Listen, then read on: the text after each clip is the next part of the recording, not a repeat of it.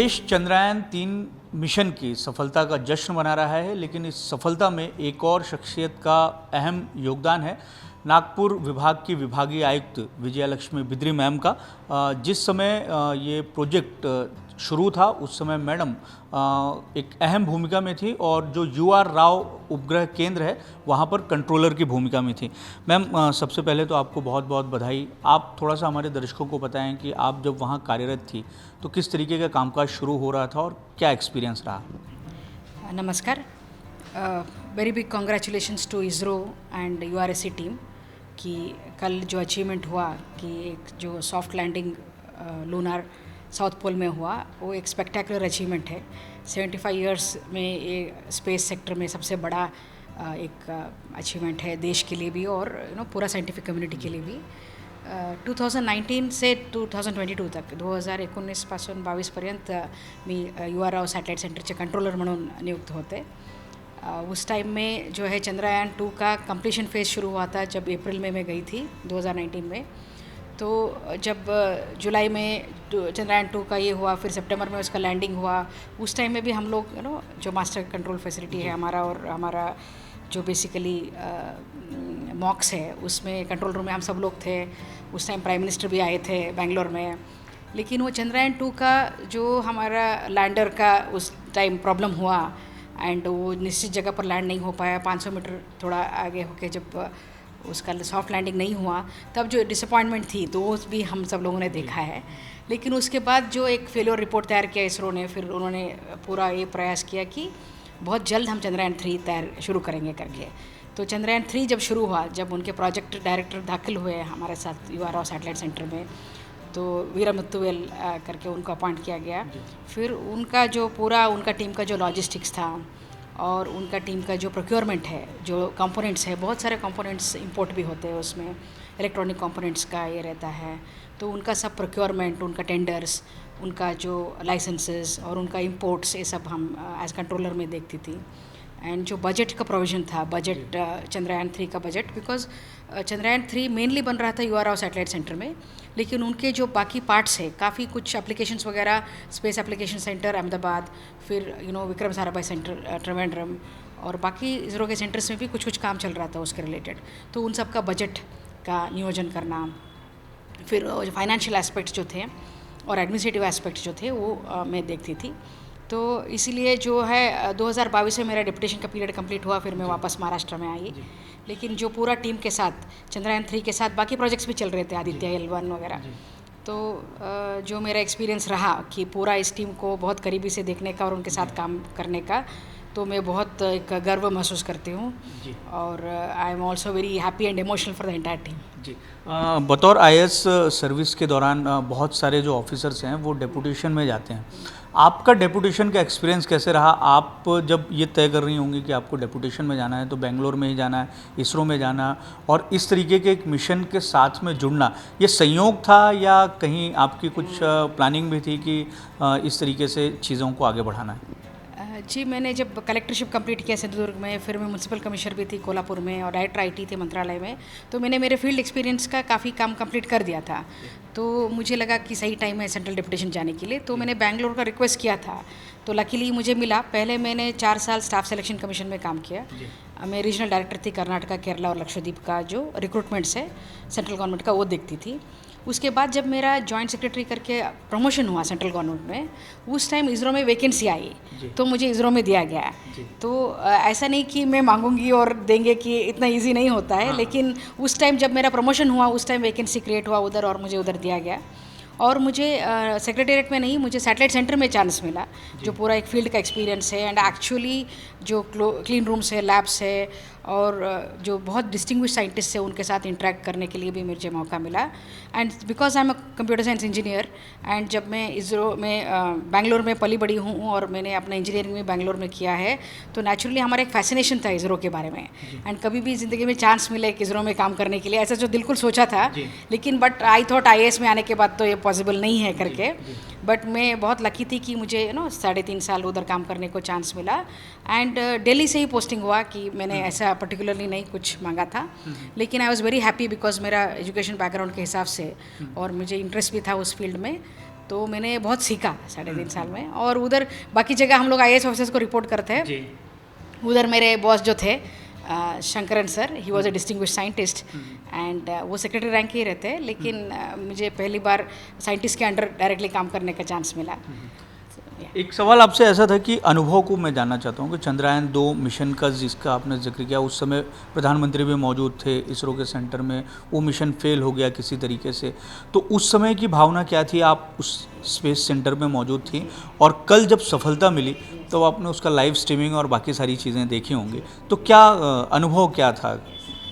जब कल हम लाइव स्ट्रीमिंग देख रहे थे, मैं अपने स्टाफ के साथ इधर ही देख रही थी ऑफिस में, तो उस टाइम मुझे बिल्कुल याद आया जो हम लोग सितंबर 2019 की जो चीज़ है, जब mission fully, I would not call it a failure fully, because propulsion module work किया था, ऑर्बिटर अभी भी काम कर रहा है Chandrayaan-2 का, सिर्फ लैंडिंग हमारा I should say it's a partial failure is what I would say. But उस time it was like signals नहीं मिले हमें, जब लैंडिंग हो गया और सिग्नल्स नहीं मिल रहा था, तो they try to throughout the world check किया कि बहुत सारे सेंटर से कि वो सिग्नल्स जब नहीं मिला तो पता चला कि कुछ प्रॉब्लम है करके। सो रात भर हम लोग जो कंट्रोल रूम में सेंटर में हम लोग इस ट्रैक में करीब 5 बजे सुबह तक हम लोग थे, तो तब हमें समझ आया कि मिशन का कुछ इशू है करके। सो उसके बाद अर्ली मॉर्निंग प्राइम मिनिस्टर आए, उन्होंने हमारे चेयरमैन से भी उनको एक सांत्वना दिया उस टाइम इसमें करके।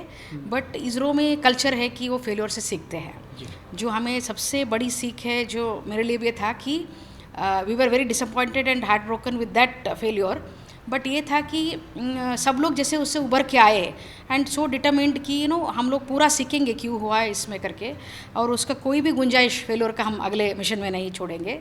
और इसरो में कैसा है कि चेयरमैन जो है, हमारे चेयरमैन है, फेलियर होता तो पूरा रिस्पॉन्सिबिलिटी वो लेते हैं जी, और अगर सक्सेस होता है तो पूरा श्रेय वो प्रोजेक्ट डायरेक्टर्स को और साइंटिस्ट को, इंजीनियर्स को, उनकी टीम को देते हैं। तो एक लीडरशिप की एक क्वालिटी है कि इसरो में कि फेलियर्स को अपनाते हैं, उससे सीखते हैं और आगे बढ़ते हैं, और फेलियर की रिस्पॉन्सिबिलिटी जो सबसे सीनियर बॉस रहता है, जो चेयरमैन रहते हैं, वो लेते हैं, और जब सक्सेस आता है तो बिल्कुल अपने टीम को वो आगे करते हैं। अभी इसरो के जो हम बहुत सारे मिशन देख रहे हैं उसमें महिला जो साइंटिस्ट हैं उनकी भूमिका बड़ी महत्वपूर्ण है और बहुत उसकी चर्चा होती है, तो आपने तो वहाँ काम किया है, महिलाओं की भूमिका किस तरीके से है वहाँ? जी, जब मैं थी तो जो एक हमारा URSC काउंसिल था, काउंसिल में 10-12 लोग रहते हैं जो सीनियर मोस्ट साइंटिस्ट रहते हैं, और वो हाईएस्ट डिसीजन मेकिंग बॉडी है, तो पूरा डिसीजंस जो सैटेलाइट सेंटर के लिए वो लेते हैं। उस बॉडी में मैं भी थी बिकॉज मैं कंट्रोलर थी करके, लेकिन मैं बाकी एक वलारमती मैडम थे, फिर वनीता मैडम थे, फिर भानुमति मैडम थे, तो मैंने बहुत सीनियर लेवल के साइंटिस्ट को, ये बहुत क्वाइटली वर्क करते हैं। उनका ये है कि उनको कुछ पब्लिसिटी या कुछ इसका पीछे भागना नहीं रहता है, and they have work for 35 years 38 years in ISRO, and इतना इमेंस कंट्रीब्यूशन है उनका। तो मैंने तो डायरेक्टली 3 डिप्टी डायरेक्टर से काम किया है जो 30 ईयर्स प्लस इसरो में महिला रह चुकी है, एंड कोई भी तरह का डिस्क्रिमिनेशन नहीं है। एंड उनको जैसे प्रोजेक्ट डायरेक्टर अभी जो Chandrayaan-2 में Vanitha madam was the project director and Ritu Karidhal was the mission director, तो दोनों विमेन ही लीड कर रही थी। एंड इस बार भी आपने देखा कि प्रोजेक्ट डायरेक्टर मुत्तुवेल जी है और एसोसिएट प्रोजेक्ट डायरेक्टर जो है वो कविता जी हैं।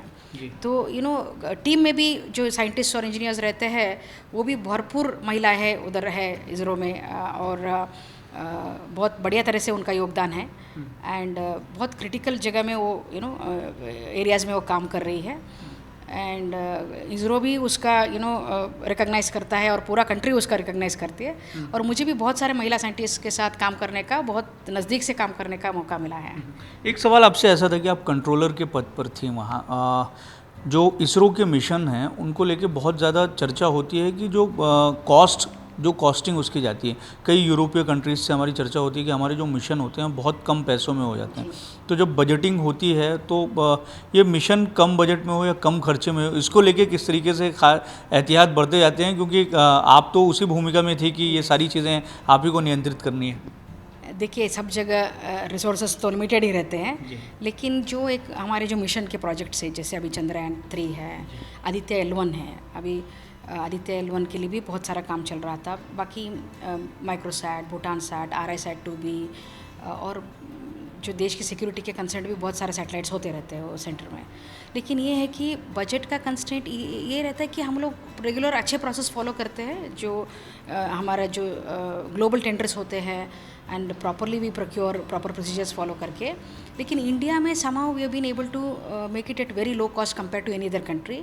एक और कारण उसका ये भी हो सकता है कि हमारा मैन पावर जो है उस पर भी जो हम लोग हमारे इंजीनियर्स या इनको हम पे करते हैं, जो इंडियन सैलरीज़ है वो आप कंपेयर नहीं कर सकते कि जो नासा में या ESA में या जापानीज़ स्पेस एजेंसी में पे करते हैं उसके साथ तुलना में डेफिनेटली कम है।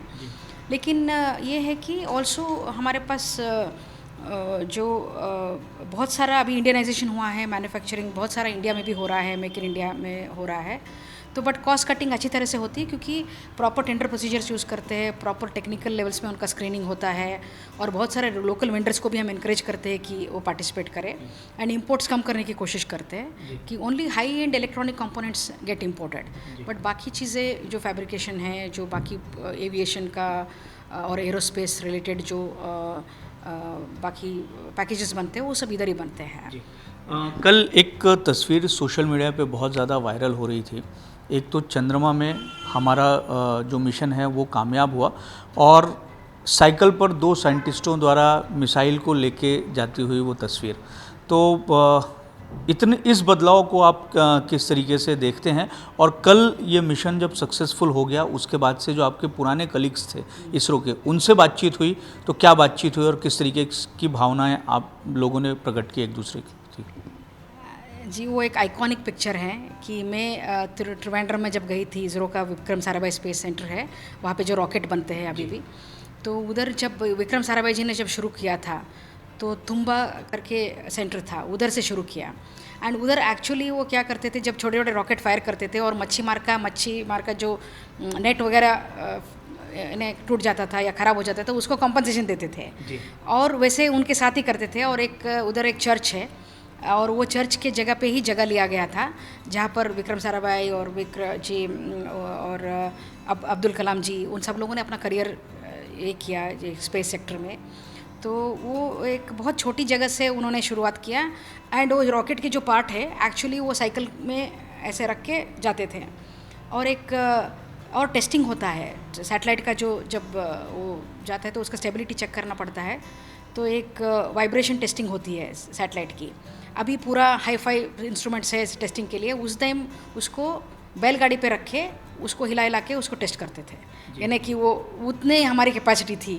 और आज देखिए कि आज हम लोग टॉप 4 कंट्रीज़ में वर्ल्ड में हैं और हमारे साथ ही जो रशियन मिशन शुरू हुआ था वो कंप्लीट नहीं कर पाए, ताकि वो हमसे पहले मून पे सॉफ्ट लैंडिंग कर चुके हैं, फिर भी एक रिपीट मिशन में उनका अनफॉर्चुनेटली फेलियर हुआ है। लेकिन जो है कि ये जो टेक्नोलॉजिकल प्रोसेस है इसको यहाँ तक लाने में एक आधी जनरेशन की पूरी टाइम गई है। जैसे विक्रम साराभाई जी के टाइम से भी जब UR राव है, UR राव सर थे, डॉक्टर UR राव, उन्होंने जो सैटेलाइट सेंटर का ये किया और उसके बाद जो कस्तूरी रंगन सर थे, बाकी जो डायरेक्टर्स आए तो उन्होंने भी इतना कंट्रीब्यूशन किया कि ये लेवल तक लाने के लिए, क्योंकि एक जो कैपेसिटी है technological capacity suddenly overnight develop नहीं हो सकता, 0 से 1 नहीं आ सकता है। तो एक वो इंक्रीमेंटल रिस्पॉन्सिबिलिटी काफ़ी मुझे तो लगता है कि एक एंटायर जनरेशन ऑफ साइंटिस्ट की जो है देन है इसरो में, इसीलिए हम लोग आज इधर तक पहुंच पाए हैं। एक आखिरी सवाल आपसे ये है कि ये जो मिशन है, इस मिशन से ऐसी कौन सी जानकारियां हमें मिलेंगी उसके बारे में बता दीजिए। और वो सवाल रह गया कि आपकी अगर बात हुई होगी तो किस तरीके की बातचीतें हुई? जी, कल शाम को ही मैंने अपने जो प्रीवियस बॉस थे डॉक्टर शंकरन सर को मैसेज किया कि इतना स्पेक्टेकुलर सक्सेस है sir, I am super proud of ISRO and super proud of URSC। तो उन्होंने एक नमस्ते का ये भेजा, थैंक यू करके भेजा। सो एंड वीरमुत्तुवेल जी जो है प्रोजेक्ट डायरेक्टर, उनको भी मैंने मैसेज किया। एंड बाकी ऐसा है कि मेरे जो एडिशनल सेक्रेटरी और डिपार्टमेंट ऑफ स्पेस में जो मेरे सीनियर कलीग्स हैं उनको भी मैसेज किया। एंड मेरी एडिशनल सेक्रेटरी मैडम ने तो मुझे पूछ लिया कि आप वापस कब आ रहे हो करके डेपुटेशन पे, है ना, ताकि अभी मेरा 3 साल कूलिंग ऑफ है, 3 साल मुझे स्टेट गवर्नमेंट में काम करना पड़ेगा।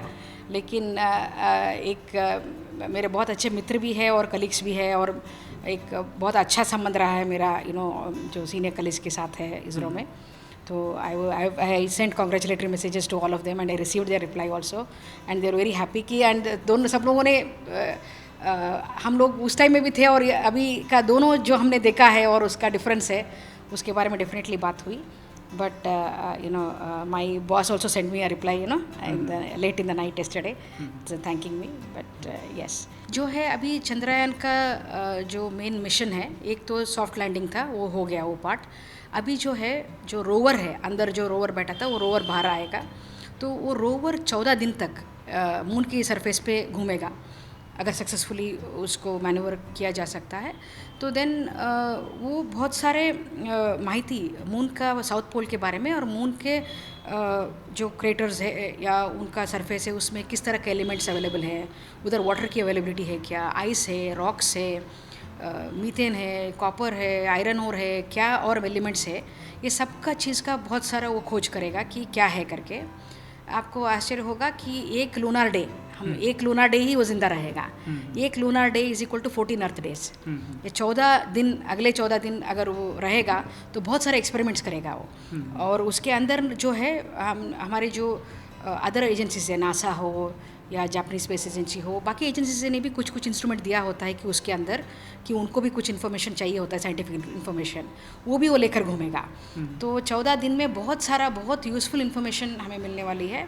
एंड इससे आगे की जो है एक मून में, जैसे अगर आगे जाकर इंडिया को मून पे लैंडिंग करना है, एक आदमी या औरत को भेजना है, या मून से कुछ रिसोर्सेज हमें लाना है, या मून में अगर हम आगे जाकर कॉलोनी करने की सोचते हैं कि जो स्पेस क्लब के कंट्रीज़ हैं वो अगर आगे जाकर सोचती है तो उसके लिए जगह बनाना पड़ेगा. और उसके लिए कहीं ना कहीं ऑक्सीजन या वाटर की थोड़ी आवश्यकता पड़ेगी ही.